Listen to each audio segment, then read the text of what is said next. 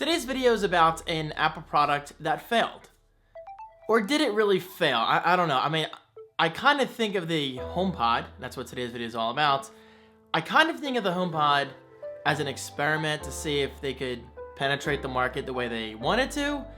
But unfortunately they couldn't, so eventually they resorted to something much more affordable, the HomePod Mini. Let's talk about it.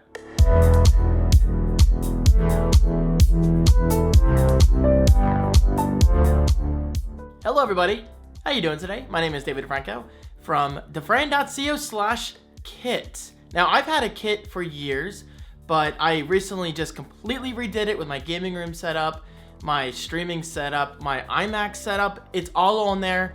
Even my vlogging gear, except for my GoPro. I just realized I never added my new GoPro Hero 9. Loving that camera. Anyway, with that said, if you're curious about the tech I'm using in my videos, it's all linked right below on Kit.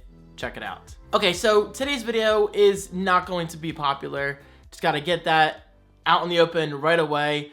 I would be absolutely surprised if this video surpasses 2,000 views because in my opinion, the HomePod is not really a very popular thing to talk about, you know? I mean, for me, I love it. I love talking about the HomePod. I think it's a fascinating product. I think it had so much more potential, but unfortunately, Apple really never gave it the attention I believe it deserved. So this video is all about why I believe the HomePod failed. And please, let's use that word loosely. Okay, so the first point I have to just express is the most obvious one, the price, right? I mean, what is the first thing you think of when you go to buy something? It's the price, right? I mean, obviously it's the price. For the average consumer, a $299 HomePod is a lot of money, especially if you want to add another one to make them stereo HomePods. And guys, let me tell you, oh my God, as a daily user of stereo HomePods, I have to tell you this right now. They sound absolutely incredible. Right to my left are my stereo HomePods airplaying to my Apple TV 4K. And I absolutely love how they sound. Sometimes I can quite literally feel the bass in my floor. Okay, so with that said, are they better than my 5.2 surround sound setup in my living room? No. No. But if you're short on space and you're just looking to upgrade your audio and you don't want to use a soundbar, definitely look into using dual HomePods. Especially right now with them officially being discontinued by Apple, you can likely find them for a pretty good price, either on apple.com if they're not sold out yet, and of course places like eBay, Facebook Marketplace, Craigslist, and Amazon. Go shopping. It's worth it. Wow, I just really went off track there. I just wanted to express how much I truly love my HomePods. Anyway, getting back to the price points I wanted to talk about. Yes, $300 per HomePod. That's a lot of money. $600 total plus tax. We're talking what, like $650, $675 total here, obviously varying per your location. Whereas with the average consumer, let's face it, the average consumer, they just don't need to spend that kind of money. They are perfectly fine spending, what, $35 on a 4th generation Echo Dot, $80 on a 4th generation regular Echo, $75 on an Echo Show 8, $50 on an Echo Show 5. That's an incredible deal considering you get a screen. And finally, $210 for the Echo Show 10. And keep in mind, 210 gets you the wide scale of Alexa plus a screen for less than the price of a single HomePod. That's incredible in itself. I don't know that.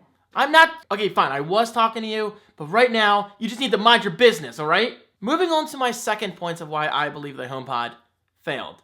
No official support, from the beginning anyway, for services like Spotify, YouTube Music, etc. Now, yes, I understand the HomePod Mini is a different story. Apple obviously has opened it up quite a bit, but for today's video, we're simply talking about the original HomePod.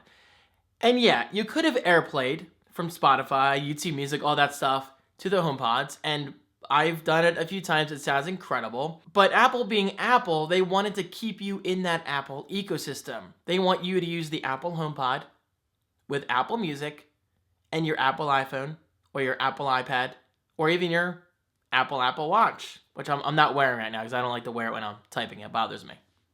But that doesn't matter. But yeah, I mean, I think that's a valid point. I mean, even me, being the Apple freak, I was kind of sometimes annoyed because I'm not a big Apple Music fan right now. Sometimes I come and go as I please. That's what she said. But I just love Spotify. Like, I love Spotify. And now that I can seamlessly hand off my Spotify music to my HomePod, that's kind of huge in itself.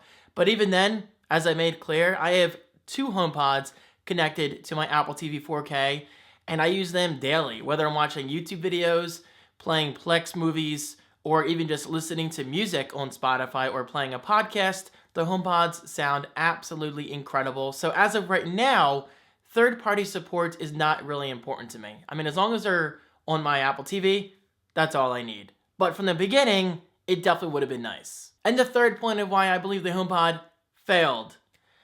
It simply was for the 1%. And I consider myself to be part of that 1% because the average consumer just doesn't care. They don't need premium sound. They don't need to be spending $300 on a single speaker. Someone like my mom is perfectly content spending $30 on a cheap little Echo Dot because it does exactly what the consumer wants. They say the word, ba-ba-ba, and they ask a phrase. What's the weather? Or they simply state a statement, set in a line for so-and-so. And well, honestly, that's how I mostly use my smart devices. Although I will say, my favorite is definitely my Nest Hub Max. Google is so damn smart, so it's not surprising to me that the Nest Hub is arguably smarter than any Echo device I've used, and especially HomePod. Because let's face it, Siri, as much as I love her, she is useful, but she's an idiot. I love you, Siri, if you're watching. But seriously, guys, the average consumer just doesn't care. They want something simple, they want something affordable, and they just want something that works. But for someone like me and perhaps you, the 1%, yeah, a premium product could be a beautiful thing, such as the HomePod. And guys, I have an analogy. I think it's a good analogy. Maybe it's terrible, but for me, it makes sense. Think of the HomePod as a 120 hertz monitor, or in my case, 144 hertz. I got 3 of them upstairs. Love them. And think of the Echo Dot, or any Echo device for that matter, as a 60 hertz display.